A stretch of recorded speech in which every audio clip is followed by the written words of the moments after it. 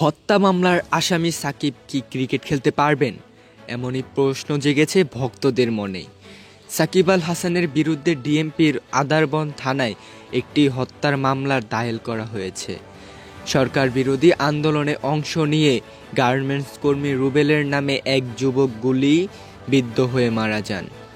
হত্যার নির্দেশদাতা হিসেবে সাকিবকে মামলার 28 নম্বর এজাহার নামিয়েও আসামি করা হয়েছে।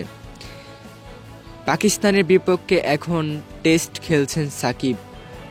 রাওয়ালপিন্ডি টেস্টের দ্বিতীয় দিন তথা গতকাল বৃহস্পতিবার টাইগার এই অলরাউন্ডারের বিরুদ্ধে মামলা দায়ের করা হয়।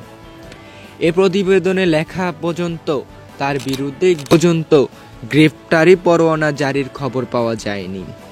পরোয়ানা জারি হলে ক্ষেত্রে তাকে বাংলাদেশে ফিরলে গ্রেপ্তার করতে পারে পুলিশ, যদিও তার এই মুহূর্তে দেশে ফেরার সম্ভাবনা নেই বললেই চলে। স্ত্রী পরিবার যুক্তরাষ্ট্র বসবাস করায় পাকিস্তানের বিপক্ষে সিরিজ শেষ সেখানেই ফিরে যেতে পারেন তিনি। এর আগে নায়িকা নাজনীন আক্তার হ্যাপির করা ধর্ষণ মামলায় পেসার রুবেল হোসেনের গ্রেফতার হয়েছিল। জেল থেকে জামিনের মুক্ত হয়ে 2015 সালে বিশ্বকাপে খেলেছিলেন তিনি। সাকিব আগাম জামিন নিয়ে খেলা চালিয়ে যাবেন কিনা নিশ্চিত করা যাচ্ছে না। অবশ্য ছাত্র আন্দোলনের সময় দেশের বাইরে ক্রিকেটে ব্যস্ত ছিলেন।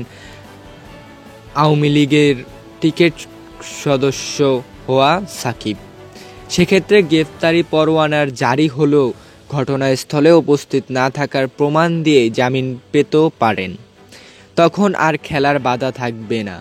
এর আগে তার বিরুদ্ধে অভিযোগ খারিজ হলেও ব্যাপারটি এমনিতেই নিষ্পাপ্ত হওয়ার সুযোগ থাকছে।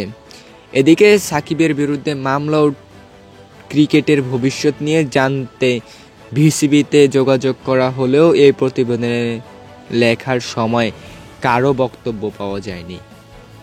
আর টিম আফরান।